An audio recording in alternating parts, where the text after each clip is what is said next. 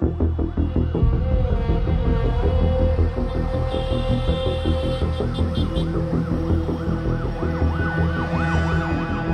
তারিখে মিরাজ আমাদেরকে সবাইকে ফোন দিয়ে নিয়ে আসে, আমাদের বাসার পাশে নিয়ে আসে। ইভেন বলে যে আজকে যদি না যাই তাহলে নিজেকে আমরা মাফ করতে পারবো না। আজকে হয়তো একটা ভালো একটা কিছু হবে। পদত্যাগের দাবিতে হাজার হাজার বিক্ষোভকারী প্রধানমন্ত্রীর বাসভবনের দিকে যাত্রা শুরু করলে মিরাজ এবং শাওনও তাদের সঙ্গে যুক্ত হন। এই জায়গাগুলো লোকে লোকারণ্য ছিল, অনেক মানুষ, মানে মানুষের মধ্যে ভয়ভীতিও ছিল না। এরপর যে ঘটনাটি ঘটে সেটি বাংলাদেশের ইতিহাসে পুলিশি সহিংসতার সবচেয়ে খারাপ দৃষ্টান্তগুলোর একটি। আমরা শত শত ছবি ও ভিডিও সংগ্রহ, প্রত্যক্ষদর্শীর সাক্ষ্য গ্রহণ এবং সেগুলো বিশ্লেষণ করেছি, জানার চেষ্টা করেছি সেদিন কি ঘটেছিল। আমরা শুরু করেছি দুপুর 1:26 থেকে, কারণ ওই সময় বিক্ষোভকারীরা যাত্রাবাড়ি থানার নিকটবর্তী টোল প্লাজার দিকে এগোতে শুরু করেন। ভাই পুলিশ, ঠিক আছে, একটা মানুষের সামনে আগাইতেছে না, এখানকার যেমনে পারে সামনে গুলি করতেছে, এই যে ছাদ থেকে গুলি করতেছে, অবস্থা পুরো একদম খারাপ।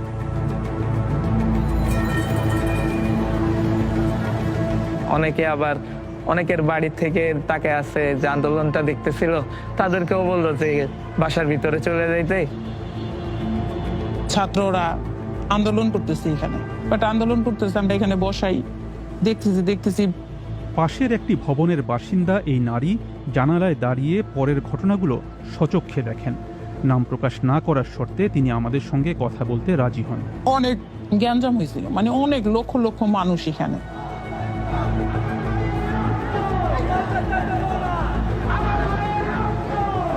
তখন আমরা শুনতে পাই যে তিনজন স্নাইপারে নিহত হয়েছে। তারপরে আমরা শুনতে পাই এবং কি আমরা ওইখানে যাই, যে দেখি যে রক্ত পড়ে আছে।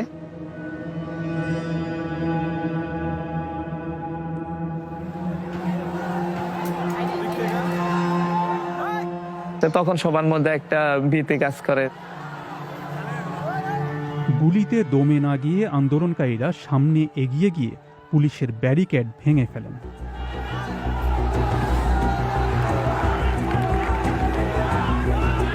পুলিশ যারা দাঁড়ায় ছিল ওরা থানার দিকে চলে যায়। অনেক মানুষ বিজয় উল্লাস করতেছিল। মিরাজ তার ফোনে সেই মুহূর্তের একটি ভিডিও ধারণ করেন। সেখানে শাওনের সঙ্গে তাকেও ওই বিক্ষোভে দেখা যায়, যদিও তারা তখন মিছিলের অগ্রভাগ থেকে বেশ পেছনে। বিক্ষোভকারীরা এক পর্যায়ে যাত্রাবাড়ি থানার আরও কাছে পৌঁছে গেলে পুলিশ গুলি শুরু করে। এটা হচ্ছে যাত্রাবাড়ি হাইওয়ে, পুলিশ ইচ্ছা মতো গুলি করতেছে, যে দেখতে পাচ্ছেন এই যে স্নাইপারের আওয়াজ, ঠিক আছে।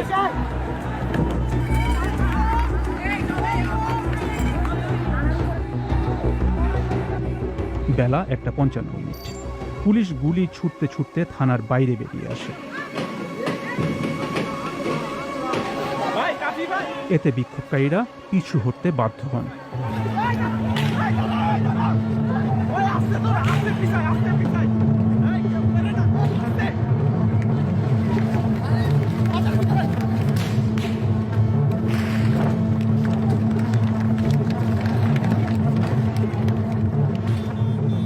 এরপর সেনা সদস্যরা ঘটনাস্থলে হাজির হন। তারা পুলিশ ও আন্দোলনকারীদের মাঝখানে অবস্থান নেন। আশেপাশে থেকে খবর আসতে থাকে যে শেখ হাসিনা পদত্যাগ করবে, আর আর্মির প্রধান উনি হয়তো ভাষণ দিবে। সবাই যাত্রাবাড়ি থানার দিকে আগানোর চেষ্টা করে। মানুষের মধ্যে একটা ভয় চলে যায় যে শেখ হাসিনা চলে যাইতেছে।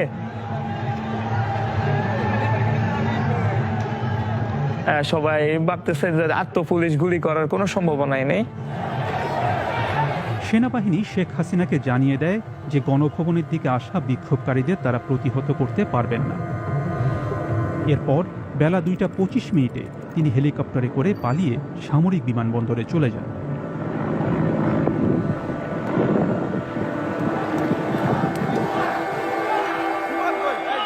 এখান দিয়ে বিজয় উৎসব শুরু হয়ে যায়।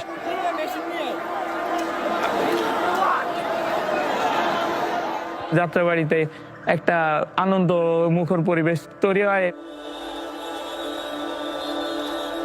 প্রায় একই সময়ে যাত্রাবাড়ি থেকেও সেনাবাহিনীর গাড়িগুলো সরে যেতে শুরু করে। তবে তাদের একটি দল তখনও থানার বাইরে অবস্থান করছিল। থানার দিকে আসার পরে আমাদের ওই আপনার থানার সামনে আর 2 রাস্তার ডিভাইডার আছে।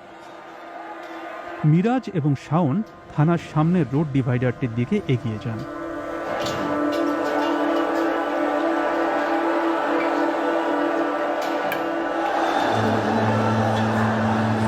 এটা হলো নতুন বিল্ডিং এর ছাদে অনেক পুলিশ ছিল।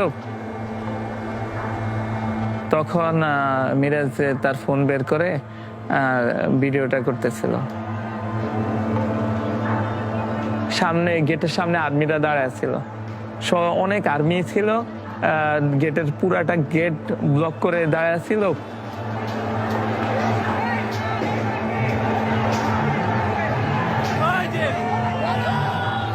বিক্ষোভকারীরা তাদের সঙ্গে যোগ দেওয়ার জন্য সেনা সদস্যদের উৎসাহ দিতে থাকেন।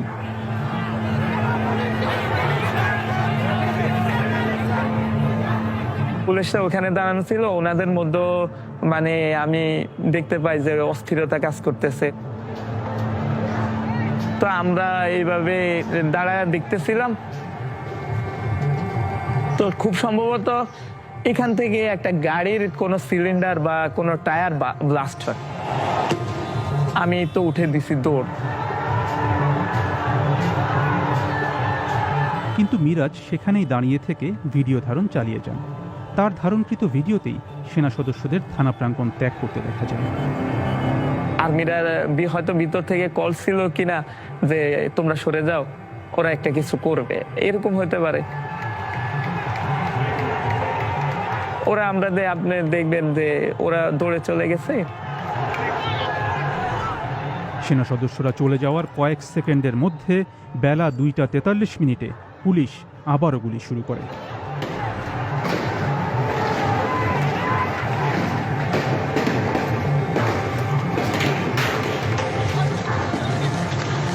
সাউন্ড শুরু হয়ে যায়, অনবরত গুলির সাউন্ড। পুরো ধরা গুলি করতেছে, মানে গুলি যে কিভাবে করছে বলার বাহিরে। গুলি ঘরে আইসা পড়ে, সবাই লুকায়া বসেছিলাম।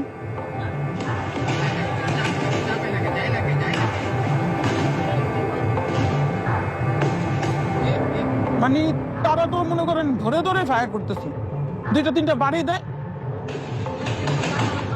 বলে কি যাও যাই দিলেই গুলি করে। মানে কিভাবে যে ভাই গুলি করছে।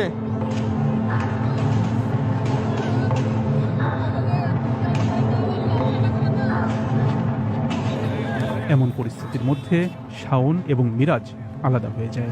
লুকা থেকে মিরাজে অনেকবার ফোন দিতে থাকি।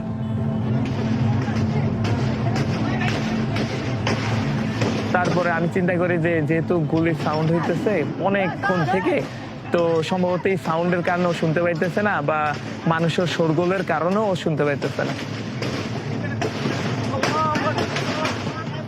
তা আমি একটু পরে ফোন দিই, আমি আবার অস্থিরতা আবার ফোন দিতে থাকি। শাওন জানতেন না যে মিরাজ তখনও থানার বাইরে দাঁড়িয়ে রয়েছেন।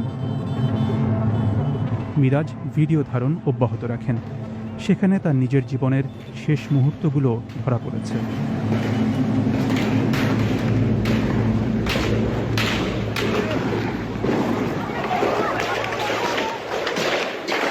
একজন ধরে ওর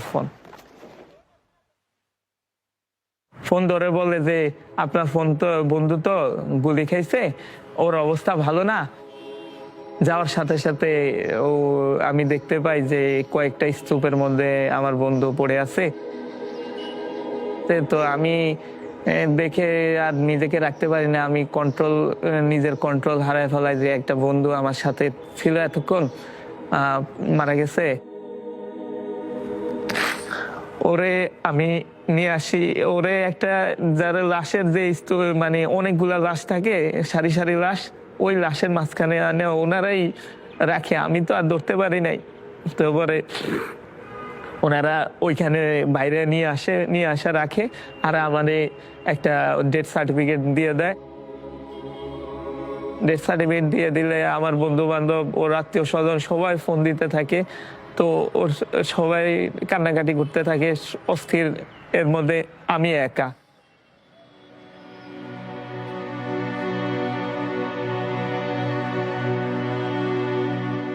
Breaking news that we're getting from Bangladesh. We are hearing that the Bangladesh Prime Minister has resigned and left the country.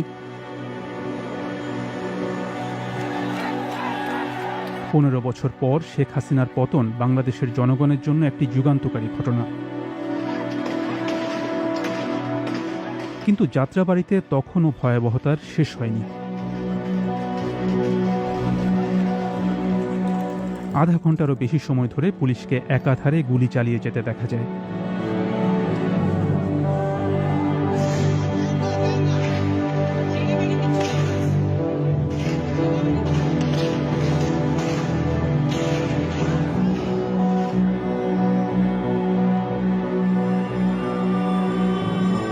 গুলি আর গুলি করতেছে, মানে এখন আর ভয় পাওয়ার সময় নেই।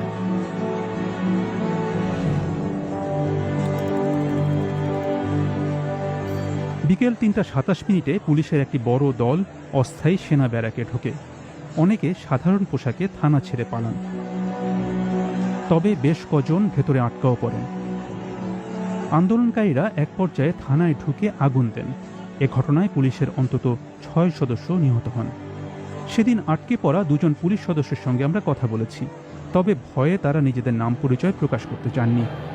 যখনই আর্মি চলে গেছে তখনই বুঝছি এখানে আর বাঁচার আর সুযোগ নেই। হ্যাঁ, আমরা বলছিলাম যে সাহায্য পাঠান, নাহলে বাঁচা সম্ভব না, কিন্তু কোনো সাহায্য আসেনি।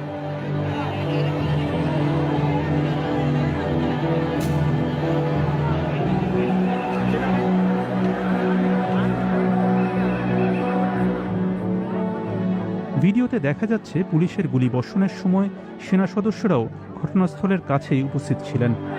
আপনারা কিছু বলেন স্যার, আমরা গুলি করবো কে? আপনাদের চোখের সামনে কতটি মানুষ মারলো স্যার, এটা বলেন। কিভাবে পয়সা রয়েছে দেখেন গিয়া।